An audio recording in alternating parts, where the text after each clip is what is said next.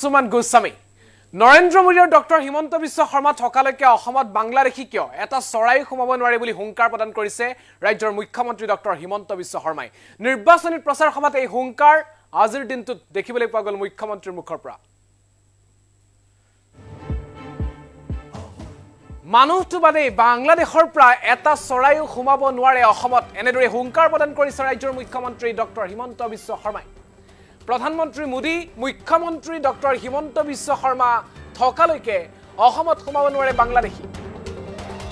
মোদী হিমন্ত বিশ্ব শৰ্মা থকালৈকে বাংলাদেশৰ পৰা এটা চৰাইও অসমত সোমাব নোৱাৰে কা বলবৎ হোৱাৰ পিছত এজনো বাংলাদেশী অহা নাই অসমলৈ এনেদৰে নিৰ্বাচনী প্ৰচাৰ সভাত হুংকাৰ মুখ্যমন্ত্ৰী ডক্টৰ হিমন্ত বিশ্ব শৰ্মাৰ নিৰ্বাচনৰ পিছত অসমৰ জনতাক উত্তৰ দিব লাগিব লুৰিণজ্যোতি গগৈ আৰু অখিল গগৈ মিছা কথা কৈ কিয় 5 জনকৈ লৰাক মৃত্যু মুখত পেলাই দিছিল মুখ্যমন্ত্ৰীৰ প্ৰশ্ন নিৰ্বাচনী সভাৰ প্ৰায় লুৰিণজ্যোতি অখিল গগৈক হকিয়নি মুখ্যমন্ত্ৰী ডক্টৰ হিমন্ত বিশ্ব শৰ্মাৰ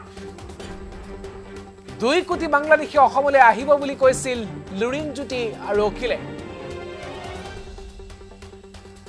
মানুহটো বাদে বাংলাদেশৰ পৰা এটা চৰাইও সোমাব নোৱাৰে অসমত প্ৰধানমন্ত্ৰী নৰেন্দ্ৰ মোদী আৰু মুখ্যমন্ত্ৰী ডক্টৰ হিমন্ত বিশ্ব শৰ্মা থকালৈকে অসমত বাংলাদেশীটো বাদে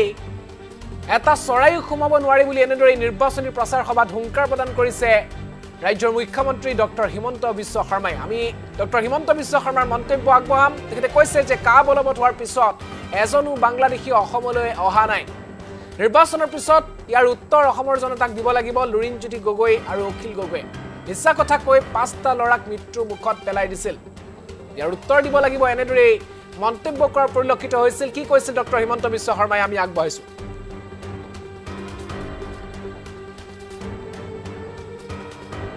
মনত আছে আন্দোলন হৈছিল অসমত সাবুৱাটো হৈছিল উজনি অসমতো হৈছিল কিয় হৈছিল অখিল গগৈ লুৰিণজ্যোতি গগৈ এইবিলাকে আমাক কৈছিল যে 2 কোটি বাংলাদেশী অসমলৈ আহিব মই তেতিয়া কৈছিলো যে 2 কোটি মানুহ আহিব কিমান ট্ৰাক লাগিব ইমান ট্ৰাকৰটো প্ৰডাকশ্যনে আজিলৈকে হোৱা নাই বোলে নহয় 2 কোটি মানুহ ৰখি আছে ক'ত ৰখি আছে বোলে একদম ট্ৰাকত উঠি ৰখি আছে আজি 2 কোটি মানুহ আহিলে নেকি সাবুৱাত এজন নতুন মানুহ আহিছে নেকি মইতো তেওঁলোকক কৈছো মোদী আৰু প্ৰধানমন্ত্ৰী থাকিব আৰু হিমন্ত বিশ্ব শৰ্মা যেতিয়ালৈকে মুখ্যমন্ত্ৰী থাকিব মানুহ বাদ দিয়ক বাংলাদেশৰ পৰা চৰাইও আহিব নোৱাৰে অসমত আজি তেওঁলোকে মানুহক দেখুৱাব নোৱাৰিলে কা হ'ল এজন মানুহ নাহিল এতিয়া মই তেওঁলোকক সুধো যে আপোনালোকে আন্দোলন কৰি 5 জন শহীদক কিয় বৰুৱালে অখিল গগৈ কয় পুলিচে মাৰিছে পুলিচক মাৰিবৰ কাৰণে ৰাস্তাত কোনে উলিয়াই আনিছিল মিছা কথা কৈ পেলাই আবেগিক কৰি কোনে লৈ আহিছিল সেই কথা তেওঁলোকৰ উত্তৰ নাই ইলেকশ্যনৰ পিছত লুৰিণজ্যোতি গগৈ অখিল গগৈ উত্তৰ দিব লাগিব যে আপোনালোকে মিছা কথা কৈ 5 জন শহীদক কিয় আপোনালোকে মৃত্যুলৈকে আগুৱাই দিছিল শ্ৰদ্ধা ৰাইজ অসমীয়া এনেকে নহয় জয় অসম বুলি ক'লে আন্দোলন নহয় আমাৰ ল'ৰা ছোৱালীয়ে যদি চাকৰি নাপায় আমাৰ ল'ৰা ছোৱালীয়ে যদি কাম কৰিবৰ বাবে সুবিধা নাপায় অসম কেনেকৈ উন্নতি হ'ব যদি মানুহে মাটিত থাকে মাটিৰ পট্টা নাপায় অসম কেনেকৈ উন্নতি হ'ব আজি যদি চাহ বাগিচাত শ্ৰমিকে মজুৰি কৰে আৰু মজুৰি টকা নাপায় অসম কেনেকৈ উন্নতি হ'ব আন্দোলন কৰিলে অসম উন্নতি নহয় আজি ল'ৰা ছোৱালীয়ে পঢ়িব আপোনালোকৰ মনত আছে কা আন্দোলন হৈছিল অসমত সাবুৱাটো হৈছিল উজনি অসমতো হৈছিল কিয় হৈছিল অখিল গগৈ লুৰিণজ্যোতি গগৈ এইবিলাকে আমাক কৈছিল যে 2 কোটি বাংলাদেশী অসমলৈ আহিব মই তেতিয়া কৈছিলো যে 2 কোটি মানুহ আহিব কিমান ট্ৰাক লাগিব ইমান ট্ৰাকৰটো প্ৰডাকচনে আজিলৈকে হোৱা নাই বোলে নহয় 2 কোটি মানুহ ৰখি আছে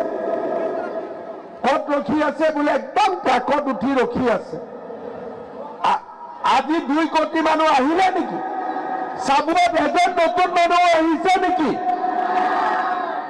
মইতো তেওঁলোকক কৈছো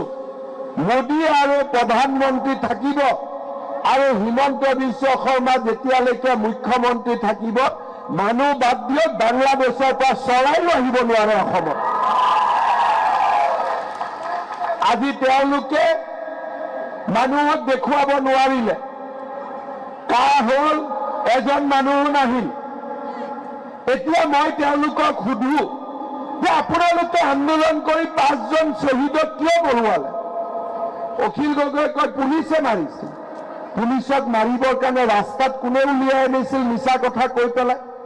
আবেগিক কৰি কোনে লৈ আহিছিলে সেই কথা তেওঁলোকৰ উত্তৰ নাই ইলেকশ্যনৰ পিছত লুৰিণজ্যোতি গগৈ অখিল গগৈ উত্তৰ দিব লাগিব যে আপোনালোকে মিছা কথা কৈ 5 জন শহীদক কিয় আপোনালোকে মৃত্যুলৈকে আগুৱাই দিছিল শ্ৰদ্ধা ৰাইজ অসমীয়া এনেকে নহয় জয় অসম বুলি ক'লে আন্দোলন নহয় আমাৰ ল'ৰা ছোৱালীয়ে যদি চাকৰি নাপায় আমাৰ ল'ৰা ছোৱালীয়ে যদি কাম কৰিবৰ বাবে সুবিধা নাপায় অসম কেনেকৈ উন্নতি হ'ব যদি মানুহে মাটিত থাকে মাটিৰ পট্টা নাপায় অসম কেনেকৈ উন্নতি হ'ব আজি যদি চাহ বাগিচাত শ্ৰমিকে মজুৰি কৰে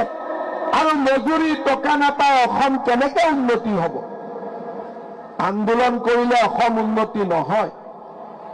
আজি ল'ৰা ছোৱালীয়ে পঢ়িব এনেদৰে নিৰ্বাচনী প্ৰচাৰ সভাত অংশ লৈ ডক্টৰ হিমন্ত বিশ্ব শৰ্মাই প্ৰত্যাহ্বান জনাইছে যে মানুহটো বাদেই ডক্টৰ হিমন্ত বিশ্ব শৰ্মা মুখ্যমন্ত্ৰী আৰু কেন্দ্ৰত প্ৰধানমন্ত্ৰী নৰেন্দ্ৰ মোদী থকালৈকে অসমত চৰাই এটাও সোমাব নোৱাৰে বাংলাদেশৰ পৰা এনেদৰে আজিৰ দিনটোত নিৰ্বাচনী প্ৰচাৰ সভাত অংশ লৈ লুৰিণজ্যোতি গগৈ আৰু অখিল গগৈক প্ৰত্যাহ্বান জনাইছে যে নিৰ্বাচনৰ পিছত কা আন্দোলনৰ সময়ত যি ধৰণৰ মন্তব্য কৰিছিল তাৰ উত্তৰ দিব লাগিব 2 কোটি বাংলাদেশী অসমলৈ আহিব বুলি মিছা কথা কৈছিল আৰু মিছা কথা কৈ 5 জন ল'ৰাক মৃত্যুৰ মুখলৈ ঠেলি দিছিল ইয়াৰ উত্তৰ নিৰ্বাচনৰ পিছত দিব লাগিব লুৰিণজ্যোতি অখিল গগৈ এনেদৰে নিৰ্বাচনী প্ৰচাৰ সভাত অংশ লৈ আজিৰ দিনটো ডক্টৰ হিমন্ত বিশ্ব শৰ্মাই কা সন্দৰ্ভত মন্তব্য কৰিলে আৰু বাংলাদেশী সন্দৰ্ভত মন্তব্য কৰি কৈছে যে ডক্টৰ হিমন্ত বিশ্ব শৰ্মা আৰু নৰেন্দ্ৰ মোদী থকালৈকে অসমত বাংলাদেশীটো বাদেই চৰাই এটাও সোমাব নোৱাৰে বাংলাদেশৰ পৰা